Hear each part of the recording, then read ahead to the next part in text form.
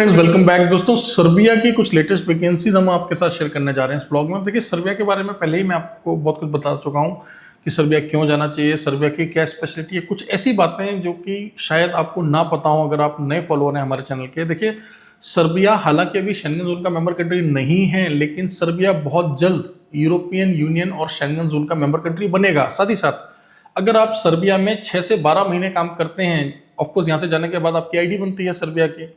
जैसे आपकी Serbian ID बन जाएगी, उसके बाद आपके लिए बहुत आसान हो जाता है। बहुत कम पैसे में आप वहां से जेन्युइन तरीके से शेंगन जोन में जा सकते हैं। और ऐसे बहुत सारे यूरोपियन देश हैं, शेंगन जोन के कंट्रीज हैं, जहां भारत से सीधा जाना थोड़ा सा मुश्किल होता है। उदाहरण के लिए पोलैंड। अब देखिए, पोलैंड अपने आप में एक बेहतरीन देश है, वहां की इकोनॉमी काफी रोबस्ट है, काफी तेजी से ग्रो कर रहा है, सब कुछ बढ़िया है।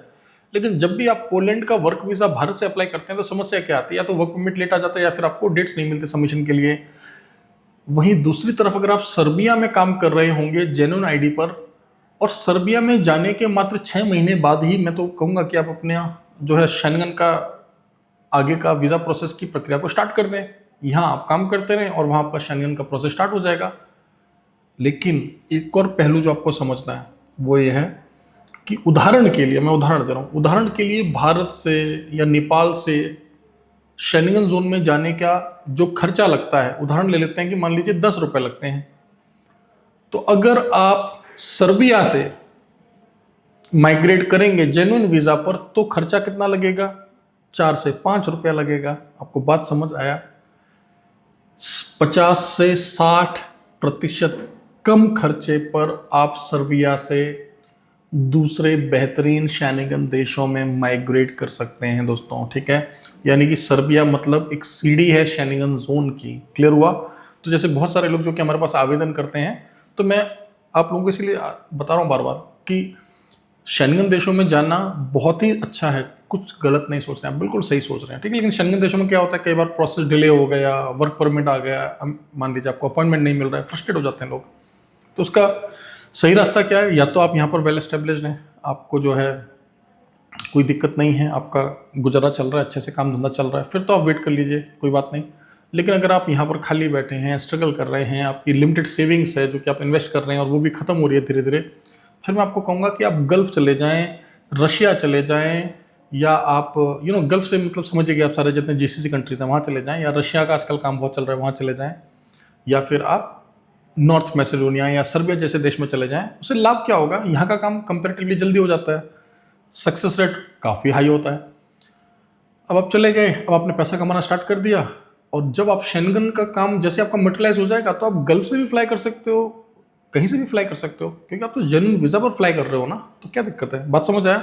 तो चलिए अब काम भी बता दूं आपको, आपने जो है ये बात को समझा। हमें कुक्स चाहिए और असिस्टेंट कुक्स चाहिए। देखिए, सर्बिया में इतनी बढ़िया सैलरी हम आपको दिला रहे हैं। अगर आप हॉस्पिटैलिटी बैकग्राउंड से हैं, अगर आपको प्रोडक्शन डिपार्टमेंट यानी कि कुक का काम आता है, 900 यूरोज हम दे रहे हैं कुक को, और 800 यूरोज दे रहे हैं हम असिस्टेंट कुक को। अब आप बोलेंगे सर 900 यूरो भारतीय रुपये में कितना हुआ? लगभग 98,000 रुपये, 97,727 आज की डेट में बन रहा है जब ये ब्लॉग में शूट कर रहा हूँ। असिस्टेंट कुक को मिल रहा है लगभग 87,000 रुपीज़, एग्जैक्टली लगभग 87,000 रुपये कुछ पैसे बन रहा है। तो 87,000 रुपये असिस्टेंट कुक को मिलेगा और 97,000 98,000 के आसपास कुक्स को मिलेगा। ठीक है, 25 से 40 वर्ष के लोग यहाँ पर आवेदन कर सकते हैं। 8 घंटे की ड्यूटी के हिसाब से मैंने आपको सैलरी बताई है। अकोमोडेशन ट्रांसपोर्टेशन यहाँ पर आपके एम्प्लॉयर आपको प्रोवाइड कर रहे हैं। मेडिकल इंश्योरेंस आपको दिया जाएगा। अधिक जानकारी के लिए वर्किंग आज में हमारे एडवाइजर्स को कॉल करें। सुबह 10 बजे से लेकर 6 बजे के बीच में आप हमसे संपर्क कर सकते हैं नीचे दिए हुए नंबर्स पर। ध्यान रहे, संडे के दिन भी हमारे ऑफिस में आप रिंग कर सकते हैं। ठीक है, जैसे आपने एक बार कॉल किया, नंबर बिजी ज़्यादा, थोड़ा सा वेट कर लें, आपको कुछ समय में कॉल बैक आ जाएगा। अगर आपको अगले 20 मिनट में कॉल बैक नहीं है तो आप फिर दोबारा से कॉल करें, क्योंकि क्या होता है, मान लीजिए हमारे एडवाइजर किसी से बात कर रहे हैं। अब कोई भी व्यक्ति जब आवेदन करता है तो उनके मन में कई बार प्रश्न होते हैं, क्योंकि हर किसी के अलग प्रकार के अनुभव होते हैं। तो फिर वो हमसे साझा करते हैं कि भैया ऐसा सुना था, ये है, ऐसा है, वैसा है, तो टाइम लग जाता है कई बार। तो आप उस टाइम पर फ्रस्ट्रेट ना हो। मैं कई बार देख रहा हूँ कि लोग जो है इसी बात से नाराज हो जा रहे हैं, कमेंट डाल रहे हैं यूट्यूब पर कि आपका स्टाफ तो फ़ोन नहीं उठाता। अरे भाई, फ़ोन नहीं उठाएंगे तो रखा क्यों है बताओ?